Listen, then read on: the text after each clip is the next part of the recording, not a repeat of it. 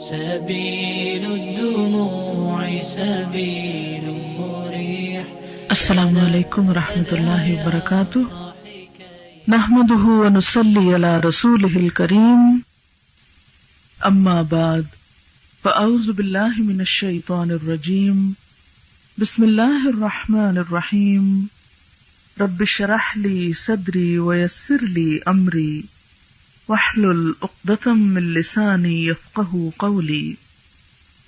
وَلَقَدْ خَلَقْنَاكُمْ ثُمَّ صَوَّرْنَاكُمْ ثُمَّ قُلْنَا لِلْمَلَائِكَةِ اسْجُدُوا لِآدَمَ فَسَجَدُوا إِلَّا إِبْلِيسَ لَمْ يَكُنْ مِنَ السَّاجِدِينَ قَالَ مَا مَنَعَكَ أَلَّا تَسْجُدَ إِذْ أَمَرْتُكَ قَالَ أَنَا خَيْرٌ مِّنْهُ خَلَقْتَنِي مِنْ نَارٍ وَخَلَقْتَهُ مِنْ طِينٍ قال فاهبط منها فما يكون لك أن تتكبر فيها فاخرج إنك من الصاغرين. قال أنظرني إلى يوم يبعثون قال إنك من المنظرين. قال فبما أغويتني لأقعدن لهم صراطك المستقيم ثم لآتينهم من بين أيديهم ومن خلفهم وعن أيمانهم وعن شمائلهم ولا تجد أكثرهم شاكرين. قال اخرج منها مذءوما مدحورا لمن تبعك منهم لأملأن جهنم منكم أجمعين. ويا آدم اسكن أنت وزوجك الجنة فكلا من حيث شئتما ولا تقربا هذه الشجرة فتكونا من الظالمين.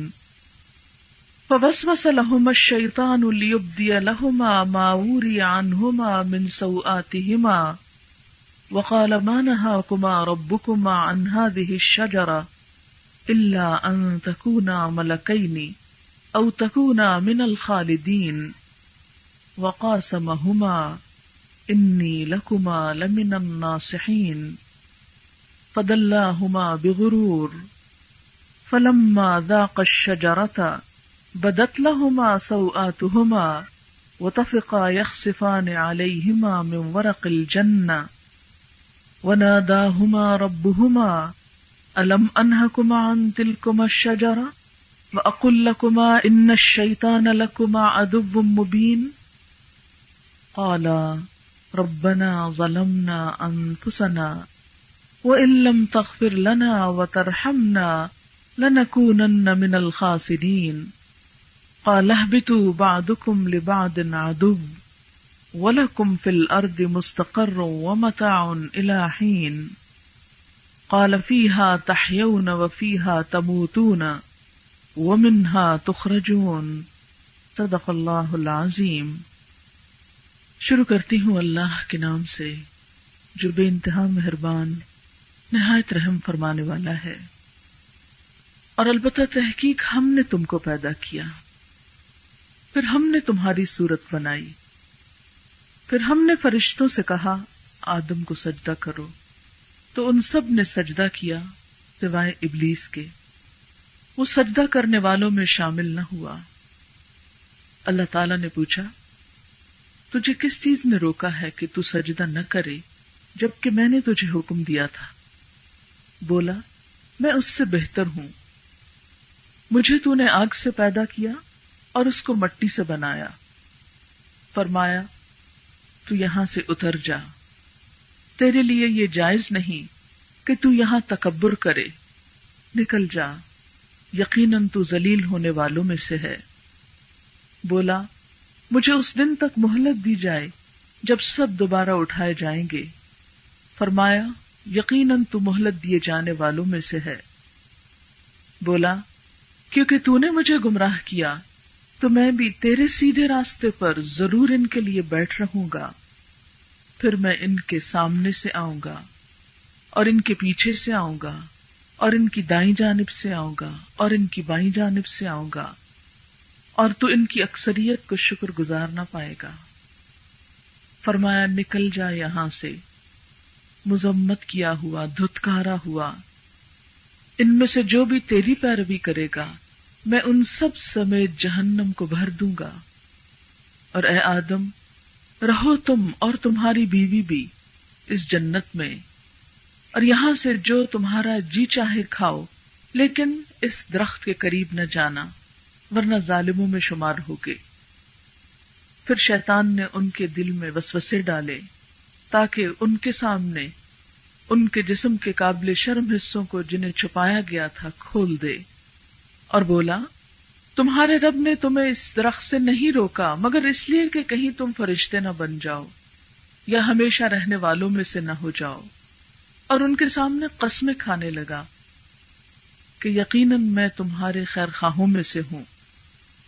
پھر آہستہ آہستہ ان دونوں کو پھسلا کر اپنے ڈھب پہ لے آیا، تو جب دونوں نے اس درخت کا مزہ چکھا تو ان کے سطر ان کے سامنے کھل گئے، اور وہ اپنے اوپر جنت کے پتوں سے خود کو ڈھانپنے لگے۔ ان کے رب نے ان دونوں کو پکارا، کیا میں نے تمہیں اس درخت سے روکا نہ تھا؟ میں نے تم کو کہا نہ تھا کہ شیطان تم دونوں کا کھلا دشمن ہے؟ دونوں پکار اٹھے، اے ہمارے رب، ہم نے اپنی جان پر ظلم کیا، اگر تو نے ہمیں بخشا نہیں اور تو نے ہم پر رحم نہ کیا تو ہم ضرور خسارہ پانے والوں میں شامل ہو کر رہیں گے۔ فرمایا اتر جاؤ، تم میں سے بعض بعض کے دشمن ہیں، اور تمہارے لیے زمین میں ایک خاص وقت تک ٹھہرنا اور فائدہ اٹھانا ہے۔ فرمایا اسی میں تم زندہ رہو گے، اسی میں تم کو مرنا ہے، اور اسی سے تم نکالے جاؤ گے۔ اس وقت میں نے آپ کے سامنے سورۃ الاعراف کی آیت نمبر 11 سے لے کر 25 تک پڑھی ہے، اور ان کا ترجمہ بھی آپ کے سامنے رکھا ہے۔ اس وقت جو آیات آپ نے سنی تو اس سے آپ کو سمجھ میں آ ہی گیا ہے کہ یہاں کس واقعے کی طرف اشارہ ہے، کون سا قصہ بیان ہو رہا ہے۔ دیکھنے میں یہ ایک سیدھی سادی کہانی ہے، لیکن اس کے اندر ہم سب کے لیے بہت سے سبق ہیں۔ یہ کہانی بظاہر آدم علیہ السلام کی کہانی ہے، لیکن حقیقت میں ہم سب کی کہانی ہے۔ جو امتحان آدم علیہ السلام کو وہاں پیش آیا، آج وہی امتحان اس دنیا میں ہم میں سے ہر ایک کو درپیش ہے۔ دیکھا یہ جا رہا ہے کہ اس امتحان میں ہمارا طرز عمل کیا ہے، ہم کیا کرتے ہیں۔ تو آئیے دیکھتے ہیں کہ ان آیات میں اللہ تعالی ہمیں کیا بتاتے ہیں۔ فرمایا وَلَقَدْ خَلَقْنَاكُمْ، اور البتہ تحقیق ہم نے تم کو پیدا کیا۔ انسان خود سے خود نہیں بنا، کوئی چھوٹی سی چیز بھی خود نہیں بنتی، تو انسان جیسی بے مثال چیز وہ خود کیسے بن سکتی ہے؟ پھر کس نے بنایا؟ اللہ تعالی جو بنانے والے ہیں انہوں نے بتایا کہ ہم نے تم کو بنایا۔ ثم صورناکم، پھر ہم نے تم کو صورت عطا کی، بہترین شکل و صورت۔ ثم قلنا للملائکۃ اسجدوا لآدم، پھر ہم نے فرشتوں سے کہا تھا کہ آدم کو سجدہ کرو۔ یہاں اللہ تعالیٰ دراصل انسان پر ہونے والے احسانات کا ذکر فرما رہے ہیں کہ تمہاری تخلیق بھی ہم نے کی، تمہاری یہ صورت ہم نے بنائی، خوبصورت شکل ہم نے تم کو دی، پھر تمہیں عزت بخشی۔ انسان پر ہونے والے یہ احسانات اور یہ انعامات کسی دوسری مخلوق پر نہیں ہوئے۔ ثم قلنا للملائکۃ اسجدوا لآدم، ہم نے فرشتوں سے کہا تھا آدم کے آگے جھک جاؤ۔ فسجدوا، سب جھک گئے۔ اس سے آپ اندازہ لگائیں کہ انسان اللہ تعالیٰ کے نزدیک کتنی پیاری اور کتنی معزز چیز ہے کہ جس کے سامنے فرشتوں کو جھکایا، اور صرف فرشتے ہی نہیں اور مخلوق بھی تھی جس میں جنات بھی شامل تھے۔ فسجدوا، سب جھک گئے، الا ابلیس، سوائے ابلیس کے، لم یکن من الساجدین، وہ سجدہ کرنے والوں میں شامل نہ ہوا، اس نے جھکنے سے انکار کر دیا۔ قال، اللہ تعالیٰ نے پوچھا، ما منعک، تجھے کس نے روکا ہے؟ تجھے کس نے منع کیا ہے اللہ تسجدہ کہ تو سجدہ نہ کرے اذ امرتک جبکہ میں نے حکم دیا. اس سے کیا پتہ چلتا ہے کہ یہ حکم صرف فرشتوں کے لیے نہیں تھا اور مخلوقات کے لیے بھی تھا، یعنی جنات کے لیے بھی تھا.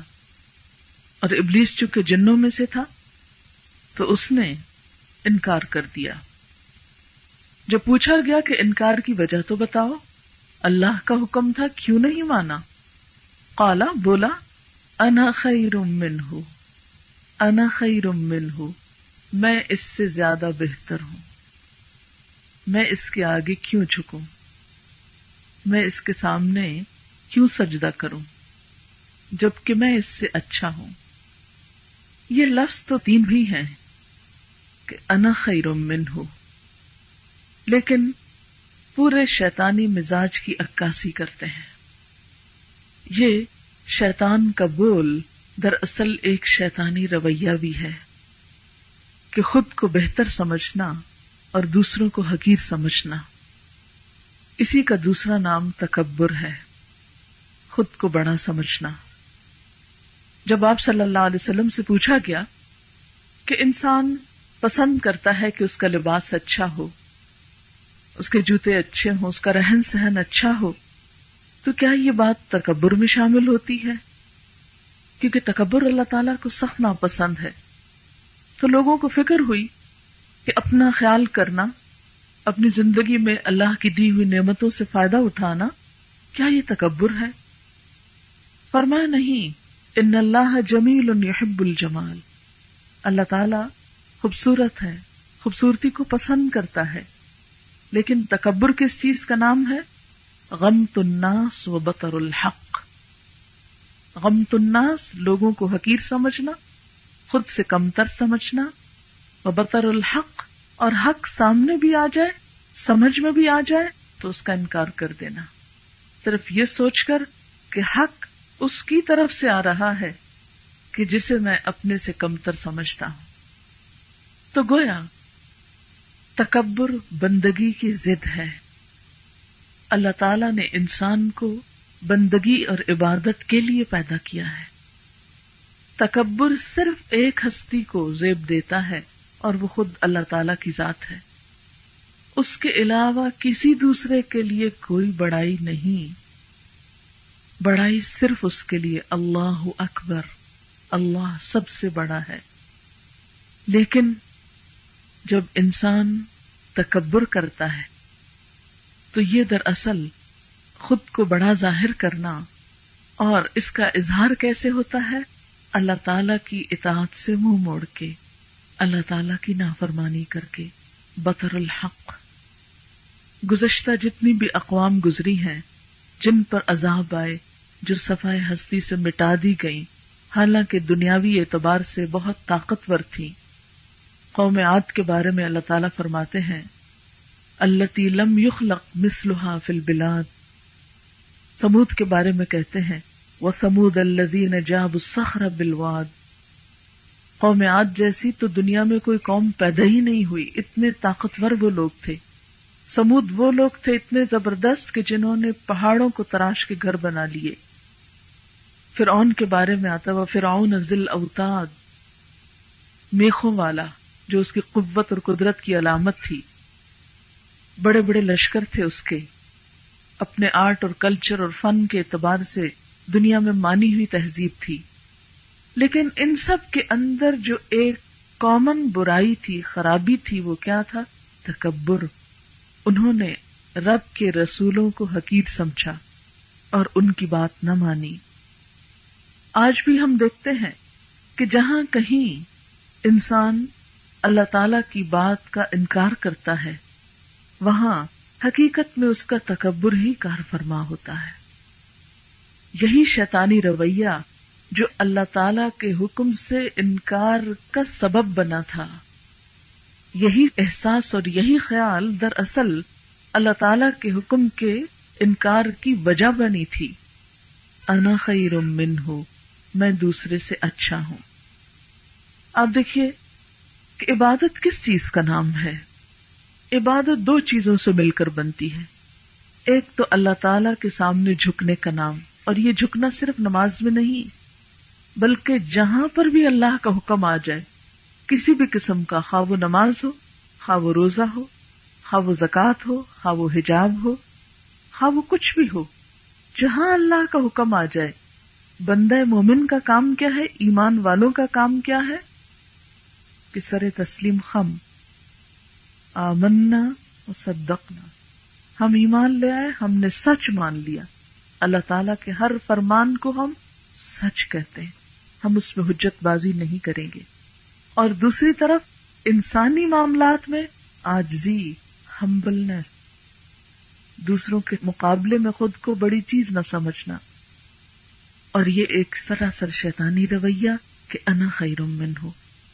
آپ دیکھیں کہ انسانوں کے ساتھ جتنے بھی تعلقات کی خرابی ہوتی ہے، مثلا شوہر اور بیوی میں عموماً جو جھگڑا اور فساد پایا جاتا ہے، اس کی بھی اگر بنیاد دیکھیں یا جڑ دیکھیں تو اس میں بھی عموماً یہی جذبہ کار فرما نظر آتا ہے۔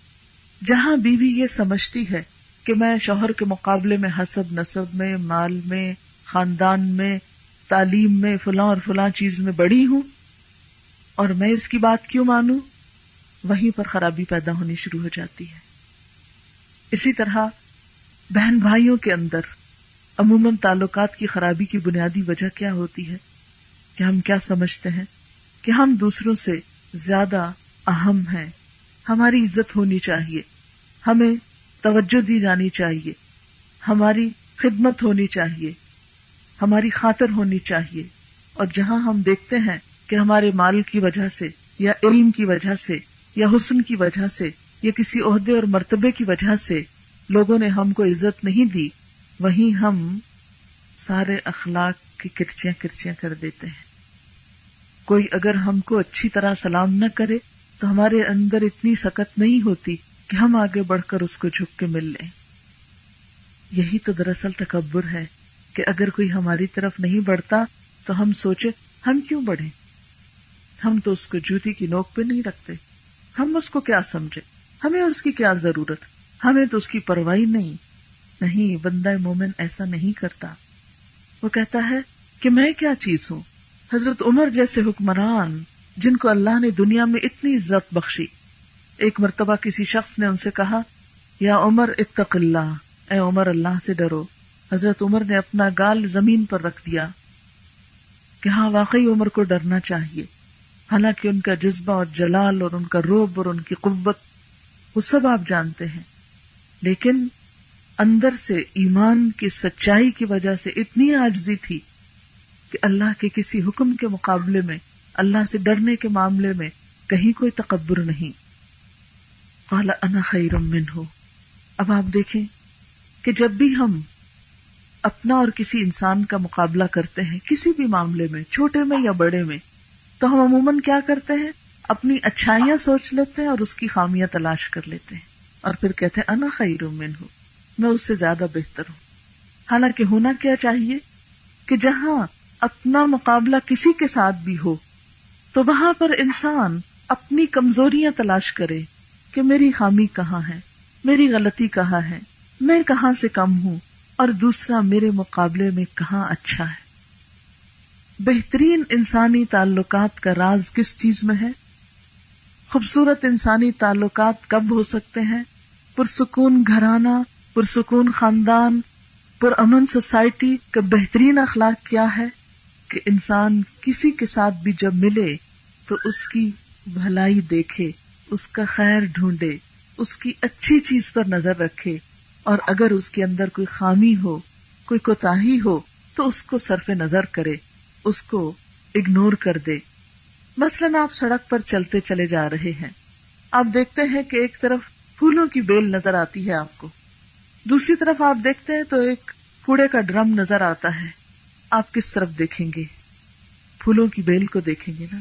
جو اچھے ذہن، اچھی سوچ اور خوبصورت ذہن کا انسان ہوگا وہ پھولوں کی بیل پہ نظر رکھے گا، اور جس کا اندر میلا ہوگا وہ نیچے والی گندی چیز کی طرف دیکھے گا۔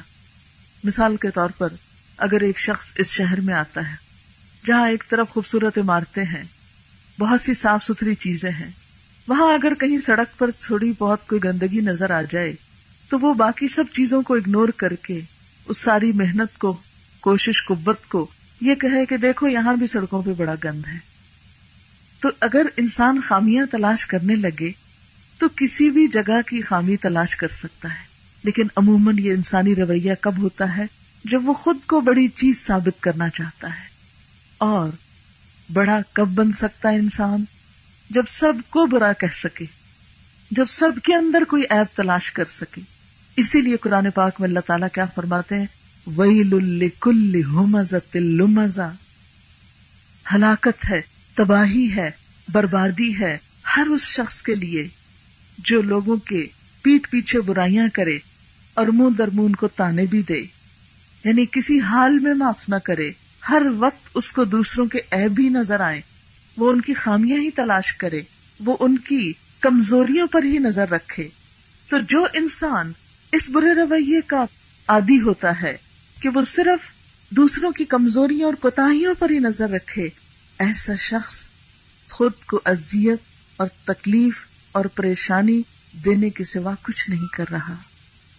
اگر انسان کی نظر میں خوبصورتی پیدا ہو جائے، اگر انسان کے دل میں خوبصورتی پیدا ہو جائے، اگر انسان ہر ایک کے بارے میں اچھا گمان رکھے، تو آپ دیکھیں گے کہ سب سے زیادہ فائدہ خود آپ کی اپنی ذات کو ہوگا، آپ کا اپنا دل خوشیوں سے بھر جائے گا۔ لیکن جب ہم ہر وقت دوسروں کے عیبوں پہ نظر رکھتے ہیں، دوسروں کی کوتاہیوں پہ نظر رکھتے ہیں، صرف یہ سوچ کر کے میں اس کے مقابلے میں یہاں سے اچھا ہوں، تو ایک تو یہ کہ اپنی کوئی برائی نظر نہیں آتی، دوسرا یہ کہ ہم کسی کے ساتھ اچھائی کر بھی نہیں سکتے، اور اس طرح اچھائی کے بہت سے موقع گنوا دیتے ہیں۔ اچھا انسان دراصل کون ہے؟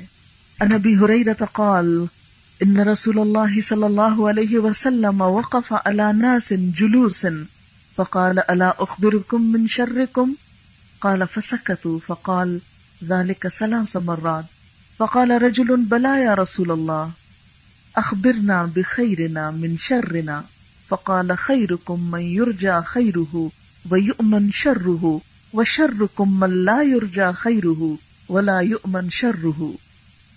حضرت ابو ہریرہ رضی اللہ تعالی عنہ سے روایت ہے، کہتے ہیں کہ رسول اللہ صلی اللہ علیہ وسلم کچھ لوگوں کے پاس بیٹھے ہوئے تھے، آ کر کھڑے ہوئے، پھر فرمایا کیا تمہیں بتا نہ دوں کہ تم میں اچھا کون ہے اور برا کون ہے؟ راوی کہتے ہیں کہ لوگ یہ سن کر چپ ہو گئے کہ اب ہماری حقیقت کھل جائے گی۔ پھر آپ نے یہی سوال 3 مرتبہ کیا، کیا میں بتا نہ دوں کہ تم میں سے اچھا کون ہے، برا کون ہے؟ آپ خود سوچیں کہ جیسے آپ سب بیٹھے ہیں اور ایک شخص آئے اور یہ بولے کہ میں تم کو بتاؤں کہ تم میں اچھا کون ہے اور برا کون ہے، تو سب سمجھیں گے کہ اب ہماری شامت آئی۔ تو خاموش ہو گئے سارے، چپ۔ اس پر جب آپ نے 3 مرتبہ یہی سوال دہرایا تو پھر لوگوں نے کہا کہ آپ ضرور ہمیں بتائیے کہ ہم میں اچھا کون ہے اور برا کون ہے۔ فرمایا تم میں سے بہترین شخص وہ ہے جس سے ہر ایک کو بھلائی کی توقع ہو۔ بہترین کون ہے؟ جس سے ہر ایک کو بھلائی کی توقع ہو اور اس کے شر سے لوگ بے خوف ہوں، یعنی اس سے کسی اذیت یا تکلیف کا اندیشہ نہ ہو۔ اور تم میں سے بدترین شخص وہ ہے جس سے کسی کو بھلائی کی توقع نہ ہو اور اس کے شر سے لوگ بے خوف نہ ہوں، یعنی اس کا نام آتے ہی انسان کیا سوچے، نہیں بھئی اس سے کسی بھلائی کی توقع نہیں، اس کے پاس جانا بیکار ہے، وہ کسی کے ساتھ خیر بھلائی نہیں کر سکتا۔ ایسا شخص بدترین شخص ہے۔ اور بہترین شخص کون ہے؟ کہ جس سے ہر ایک کو توقع ہو کہ نہیں یہ مجھے مایوس نہیں کرے گا، یہ مجھے محروم نہیں کرے گا۔ کیوں؟ اس لیے کہ قرآن پاک میں کیا ہے کہ اگر رشتہ داروں کے ساتھ مثلاً تم ان کے ساتھ خیر بھلائی نہیں بھی کر سکتے تو فَقُلْ لَهُمْ قَوْلًا مَيْسُورًا، ان سے آسانی اور نرمی کی بات تو کر دو۔ اگر تم کسی کو کچھ نہیں دے سکتے، ایک مسکراہٹ تو دے دو۔ تبسمک فی وجہ اخیک صدقہ، کسی کا ہاتھ تو تھام لو۔ اگر نہیں ہے تمہارے پاس کسی کو کچھ بھی دینے کے لیے تو اس کا ہاتھ تو تھام سکتے ہو، ایک سلام تو کر سکتے ہو، ایک مسکراہٹ تو دے سکتے ہو، گلے تو لگا سکتے ہو، محبت سے ملو۔ یہ وہ نعمت ہے جس پہ کچھ بھی خرچ نہیں آتا۔ ضروری نہیں کہ آپ مال و دولت سے ہی کسی کو راضی کر سکیں، ایک اچھے اخلاق سے، نرم بول سے، ایک میٹھی بات سے. الکلمۃ الطیبۃ صدقہ، پاکیزہ بول، نرم بات، محبت کی بات، یہ بھی صدقہ ہے. لیکن جو شخص اس تکبر میں مبتلا ہو، انا خیر منہ، میں اس سے اچھا ہوں، پھر اس سے یہ توقع ہو ہی نہیں سکتی کہ وہ کسی کے ساتھ اس طرح کا معاملہ کرے. نبی صلی اللہ علیہ وسلم نے فرمایا، مومن بھولا بھالا مہربان ہوتا ہے، اور بد کردار آدمی چالاک، تنگ دل اور بد مزاج ہوتا ہے. برے انسان کی پہچان کیا بتائی؟ چالاک یعنی کلیور، تنگ دل، چھوٹے دل والا، چھوٹی چھوٹی باتیں مائنڈ کر جانے والا، اور بد مزاج کہ جس سے کسی کو خیر اور بھلائی کی توقع نہ ہو. تو شیطان کیا بولا؟ میں کیوں انسان کے آگے جھکوں؟ میں نہیں جھکوں گا. انا خیر منہ، میں اس سے بہتر ہوں. اور پھر اس کی دلیل دینے لگ گیا. کیا دلیل؟ خلقتنی من نار وخلقتہ من طین، مجھے تو نے آگ سے بنایا اور اس کو مٹی سے بنایا. اچھا، ہمارا حال بھی تو یہی ہے نا کہ ہم ایک غلطی کرتے ہیں، پھر اس کے بعد اس کا جواز ڈھونڈتے ہیں، اس کو جسٹیفائی کرتے ہیں، پھر کہتے ہیں یہ اس وجہ سے ہے اور یہ اس وجہ سے ہے. میں نے اگر کسی کے ساتھ روڈنس کی ہے تو چونکہ وہ ایسا اور ایسا اس لیے مجھے کرنی پڑی ہے اس کے ساتھ. میں نے غیبت کی ہے چونکہ فلاں میں یہ برائی ہے تو اس لیے میں نے اس کو برا کہا ہے، میں نے کوئی جھوٹ بولا ہے، اس میں ہے نا یہ غلط بات. نبی صلی اللہ علیہ وسلم نے کیا فرمایا؟ ذکرک اخاک بما یکرہ، غیبت کیا ہے؟ تمہارا اپنے بھائی کا ایسے الفاظ میں ذکر کرنا کہ وہ سنے تو ناپسند کرے. کسی شخص نے کہا کہ اگر وہ برائی اس کے اندر ہو پھر بھی؟ فرمایا یہی تو غیبت ہے، یہی تو غیبت ہے. اور ہم کیا کرتے ہیں کہ میں غلط نہیں کہہ رہا، اب آپ جا کے دیکھ لو وہ ایسا ہی ہے جو میں بیان کر رہا ہوں، ساتھ جسٹیفیکیشن دیتے ہیں. تو شیطان نے پہلا قصور کیا کیا؟ کہا انا خیر منہ. دوسرا کیا؟ کہ اس پر کوئی شرمندگی نہیں، کوئی ندامت نہیں، بلکہ الٹا اس کے جواز اور اس کے بہانے ڈھونڈے کہ وجہ یہ ہے، خلقتنی من نار وخلقتہ من طین، مجھے آگ سے بنایا. اور اس کو آگ میں کیا بڑائی نظر آتی تھی کہ آگ کے شعلے اونچے جاتے ہیں نا اور مٹی نیچے بیٹھتی جاتی ہے، یا یہ کہ آگ جلاتی ہے اور سب پہ چھا جاتی ہے اور مٹی خاموش بیٹھی رہتی ہے خواہ اس کے اوپر آگ بھڑکائی جائے. لیکن دیکھا جائے تو آگ کے کم فائدے ہیں بنسبت مٹی کے. جتنی بھی تعمیر نظر آتی ہے وہ مٹی ہی کے ساتھ ہے. خالی آگ جلتی رہے تو اس سے کچھ بھی حاصل نہیں. انسان کی تخلیق میں مٹی، پودوں کی تخلیق میں مٹی، عمارتوں کی تخلیق میں مٹی، ہر چیز کے اندر مٹی نظر آتی ہے. بہت سی تعمیر اس کے ساتھ ہے لیکن اس کو مٹی میں کوئی فائدہ نظر نہیں آیا. بولا یہ مٹی کا ڈھیر، میں اس کے آگے جھکوں، میں تو بڑی چیز ہوں. قال فاہبط منہا، اللہ تعالیٰ نے فرمایا اتر جائے یہاں سے. فما یکون لک ان تتکبر فیہا، تجھے یہ بات زیبی نہیں دیتی کہ تو تکبر کرے. فخرج، نکل جا. انک من الصاغرین، تو چھوٹا ہونے والوں میں سے، تو ذلیل ہونے والوں میں سے. اس سے کیا پتہ چلتا ہے کہ جو شخص بڑا ہونے کی کوشش کرے اللہ اس کو ذلیل و خوار کر کے رکھ دیتا ہے. اللہ تعالیٰ کو تکبر ہرگز پسند نہیں. اللہ تعالیٰ کے نزدیک وہ شخص جو دنیا میں تکبر کرنے والا ہو، قیامت کے دن چیونٹیوں کی شکل میں اٹھایا جائے گا. لوگ پاؤں سے اس کو روندیں گے، اس کی کوئی قدر و قیمت نہ ہوگی. لیکن انسان کو جب دنیا کی کوئی نعمت ملتی ہے تو اس کی وجہ سے جب وہ خود کو بڑی چیز سمجھنے لگتا ہے تو جھکنا بسا اوقات بہت مشکل ہو جاتا ہے. اسی جھکاؤ کے لیے تو دن میں 5 مرتبہ انسان کا ناک اور پیشانی، جو 2 عزت کے مقام سمجھے جاتے، زمین پر لگائے جاتے ہیں. آؤ اے انسان 5 دفعہ نیچے جھک کے دکھاؤ، سر نیچے رکھ دو، ناک نیچے رکھ دو. اسی ناک کے کٹنے کا تو تم کو اندیشہ رہتا ہے، یہی ماتھا تو ٹھنکا رہتا ہے. کسی وقت تو تمہارے اندر عاجزی پیدا ہو.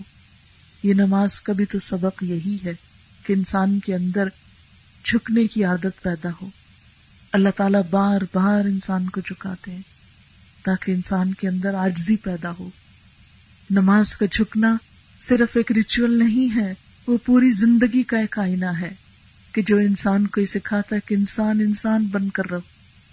تم مٹی سے بنے ہو، منہا خلقناکم وفیہا نعیدکم، اسی میں واپس جانا ہے، واپس مٹی ہو جاؤ گے. تم کس بات پر اکڑتے ہو؟ تو شیطان کو بھی اس کے تکبر کی وجہ سے اللہ تعالیٰ کی سخت ناراضگی کا سامنا کرنا پڑا. آپ دیکھیں کہ بعض روایات میں آتا ہے کہ ابلیس جو تھا کان من الجن ففسق عن امر ربی، جنوں میں سے تھا، اس نے اپنے رب کے حکم کی نافرمانی کی. کہتے ہیں کہ یہ بہت عبادت گزار تھا، بہت ذکر کرنے والا، بہت نماز پڑھنے والا، اور اپنی عبادت کی کثرت کی وجہ سے فرشتوں کا ہم نشین ہو گیا تھا، فرشتوں کی دوستی ہو گئی. اسی وجہ سے جب فرشتوں کو حکم ملا تو ساتھ اس کو بھی حکم ملا. وہ دن رات نمازیں پڑھنے والا اللہ کے ایک حکم پہ انکار کی وجہ سے ذلیل و خوار ہو کر رہ گیا. بعض اوقات ہم نماز تو پڑھ لیتے ہیں، لیکن دوسری طرف ہم اللہ تعالیٰ کے بہت سے احکامات کو صرف انا کا مسئلہ سمجھ کر چھوڑ دیتے ہیں. مثال کے طور پر بعض اوقات ہم سوچتے ہیں کہ حجاب نہیں، اس میں ہماری بیوٹی ختم ہوتی ہے یا ہماری شان میں فرق آتا ہے، لو اب ہم کام کرنے والوں کی طرح لگیں. بسا اوقات ہم اس میں اپنی کمتری سمجھتے کہ نہیں یہ مجھے سوٹ نہیں کرنا، نہ یہ مجھے اچھا نہیں لگتا. کیوں نہیں لگتا؟ یہ تو اللہ کا حکم ہے. اللہ تعالیٰ قرآن پاک میں فرماتے ہیں یا ایھا النبی قل لازواجک وبناتک ونساء المؤمنین یدنین علیہن من جلابیبہن. اے نبی صلی اللہ علیہ وسلم، آپ اپنی بیویوں سے کہہ دیجئے، اپنی بیٹیوں سے کہہ دیجئے اور مومن عورتوں سے کہہ دیجئے کہ اپنے اوپر اپنی چادروں کے پلو ڈال لیں. یعنی جلباب کہتے ہیں اس بڑی چادر کو جو گھر سے نکلتے وقت ایک عورت اپنے اوپر لیتی ہے. بہت سے لوگ یہ کہتے سنائی دیتے ہیں کہ یہ کون سا قرآن کا حکم ہے. اگر قرآن پاک میں نماز کا حکم ہے اور ہم 5 وقت کی نماز چھوڑ تہجد بھی پڑھ رہے ہوں اور دوسری طرف ہم اپنی انا کا مسئلہ بنا کر اپنا سر نہ ڈھانک سکیں، اپنی بیوٹی کو نہ چھپا سکیں اور اللہ تعالیٰ کے اس حکم کا انکار کر کے پھر تعویلیں پیش کریں، تو ہمارا یہ رویہ کیسا رویہ ہوگا؟ ہم سب کو اپنے طرز عمل پہ غور کرنے کی ضرورت ہے. پھر کیا ہوا؟ پھر بھی اس کو سمجھ میں نہیں آیا. جب اللہ تعالیٰ نے اتنی سخت ڈانٹ پلائی فخرج انک من الصاغرین، تو چھوٹا ہو چکا ہے، تیری اس عبادت نے تجھ کو فائدہ نہیں دیا، جا تو اللہ کی نظر سے گر چکا ہے. اس کو پھر بھی سمجھ نہیں آئی. قال انظرنی الی یوم یبعثون، کہنے لگا مجھے ڈھیل دے، مہلت دے، اس دن تک کہ سب اٹھائے جائیں. ہم بھی بعض اوقات اللہ کی نافرمانی کر کے یہ سوچتے اچھا جنت میں تو جانا نہیں ہے، دنیا میں چند دن ہے، اس میں ہی تو موج کر لیں، اور کتنے گناہ کر سکتے ہیں، تھوڑے اور کر لیں، اور پھر وہ کرتے چلے جاتے ہیں. شیطان نے بھی مہلت مانگی تھی کہ جب قیامت کا دن آئے، جب تک مجھے موقع مل جائے کہ میں خوب کھل کر اپنے دل کی بھڑاس نکالوں، انسان کو بہکاؤں اور غلط کام کروں. قال انک من المنظرین، اللہ تعالیٰ نے اس کی بات مان لی اور فرمایا جا تجھے ڈھیل ہے، تجھے مہلت ہے. قال فبما اغویتنی، بولا کیونکہ تو نے مجھے بہکا دیا. ایک اور شیطانی رویہ، غلطی خود کر کے بلیم اللہ تعالیٰ کو کرنا.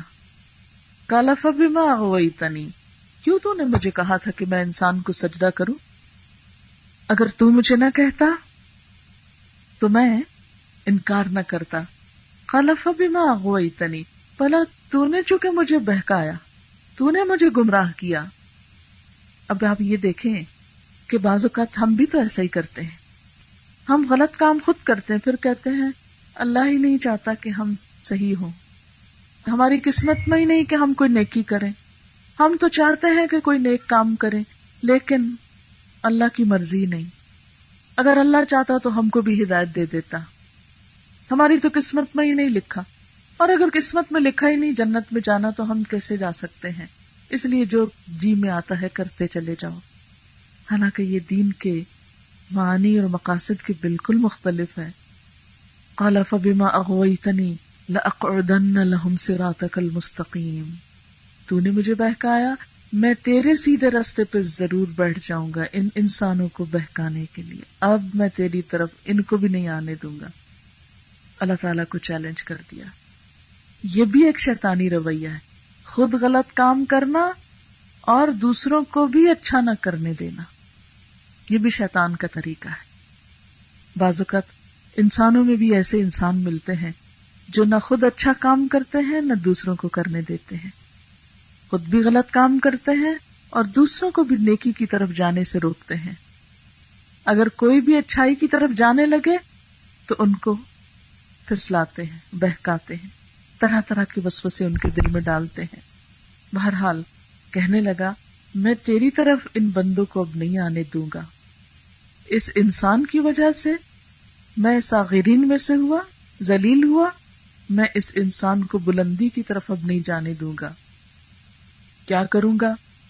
ثم لآتینہم من بین ایدیہم، میں ان کے سامنے سے آؤں گا، ومن خلفہم، اور ان کے پیچھے سے آؤں گا، وعن ایمانہم، اور ان کی دائیں جانب سے آؤں گا، وعن شمائلہم، اور ان کی بائیں جانب سے آؤں گا، یعنی چاروں طرف سے ان کو گھیروں گا۔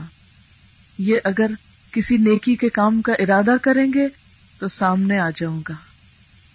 ان کو جب محسوس ہوگا کہ شیطان رکاوٹ ڈال رہا ہے اور پیچھے کو پلٹ کے کوئی اور راستہ ڈھونڈنے لگیں گے تو میں ادھر سے آ کے روک دوں گا۔ اگر وہاں سے یہ دائیں طرف جانے لگیں گے تو ادھر سے آ جاؤں گا، بائیں طرف جانے لگیں گے تو ادھر سے آ جاؤں گا۔ یہ ہوتا کیسے ہے؟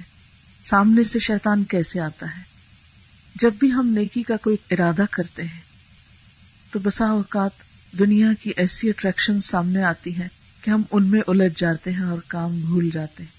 مثلا ایک چھوٹی سی مثال ہے، نماز ہی پڑھنے لگتے ہیں، ہم وضو کے ارادہ کرتے ہیں کہ ہم چل کے وضو کرتے ہیں، ہم اٹھتے ہیں بیڈ سے، دیکھتے ہیں اچھا بیڈ ٹھیک کر لیں، بیڈ ٹھیک کر لیا، اچھا یہ کمرے کی یہ چیز ذرا اس طرح ہو رہی ہے، اس کو تھوڑا سا یہ گرا ہوا اس کی ڈسٹنگ کر لیں، اچھا باتھ روم تک پہنچے، باتھ روم میں کچھ ادھر ادھر کی چیزیں نظر آئیں، ذرا ان کو پہلے دھو لیں، یہ بڑا ہی گندا لگتا ہے، طہارت تو نصف ایمان ہے، پہلے باتھ روم کو اچھی طرح صاف کرنا چاہیے، پھر وضو کریں گے۔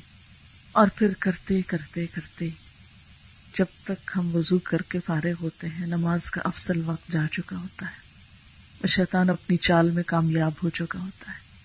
یعنی چھوٹی چھوٹی ایسی چیزوں میں الجھاتا ہے۔ آپ کسی بھی نیکی کے کام کا ارادہ کریں، کسی بھی نیکی کے کام کا، تو کیا ہوگا؟ اسی طرح راستے میں چھوٹی چھوٹی رکاوٹیں آئیں گی۔ سبيل الدموع سبيل